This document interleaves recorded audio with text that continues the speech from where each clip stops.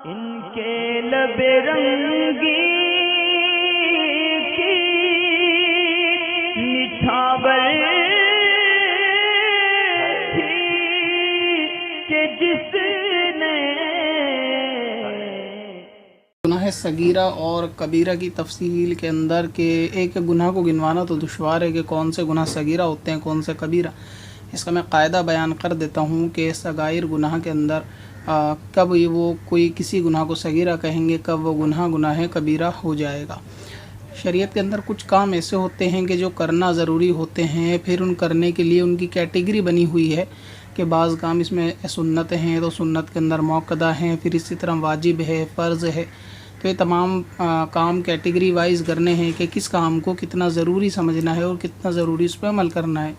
ठीक इसी तरह कुछ काम ऐसे हैं शरीयत में जिनको ना करना है, यानी जिनसे बचना है, और उसके अंदर बचने के भी सख्त अहकाम है कि जिनसे हर सूरत में लाजिम है बचना, जैसे हराम है या फिर मकरूह तहरीमी है। तो इस तरीके से कुछ काम वो हैं कि जिनको आदमी को करने से बचना चाहिए। तो जो काम करने वाले हैं उसमें सबसे ऊपर दर्जे का काम होता है वो होता है फ़र्ज़ काम। तो अगर कोई शख्स किसी फ़र्ज़ को एक मरतबा भी तर्क कर देगा तो उसको गुनाह कबीरा करने वाला कहेंगे।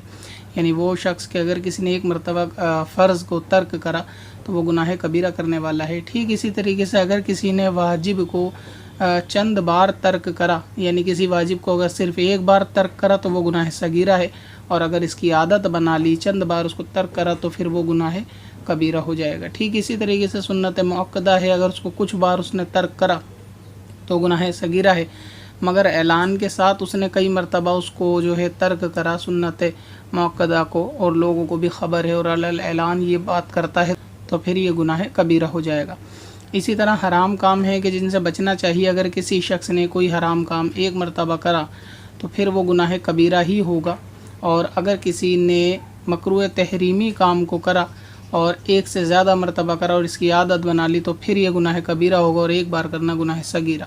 इसमें कायदा और भी है कि हर गुनाह सगीरा ऐलानिया करने से गुनाह कबीरा हो जाता है, और हर गुनाह सगीरा लोगों के सामने इसको छोटा समझ के करने से ये भी गुनाह कबीरा हो जाता है।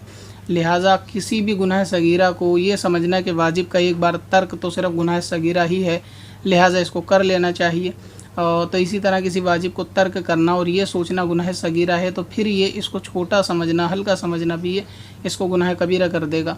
इसी तरीके से हर गुनाह सगीरा लोगों के सामने करने से भी गुनाह कबीरा हो जाता है। तो ये कुछ इसके रूल्स थे।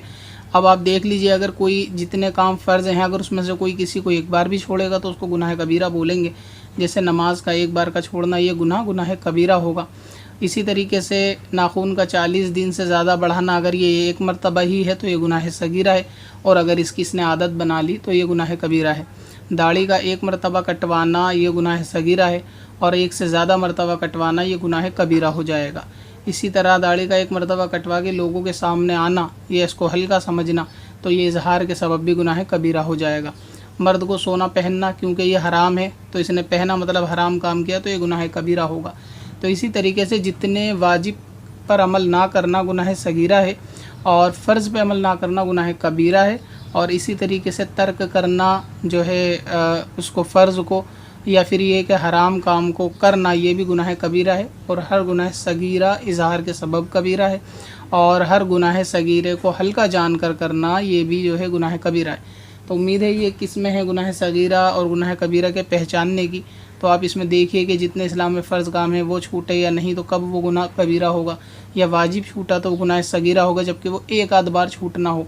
जैसे ये कि जमात के साथ नमाज का ना पढ़ना अगर चंद बार एक आध बार है किसी मजबूरी के तहत तो वो गुनाह सगीरा है, और इसकी हमेशा ही आदत है बिला वजह बिला मजबूरी तो फिर ये गुनाह कबीरा है।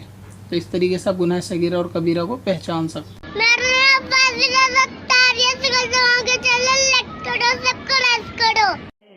पत्थर में असल लाले पुरनवार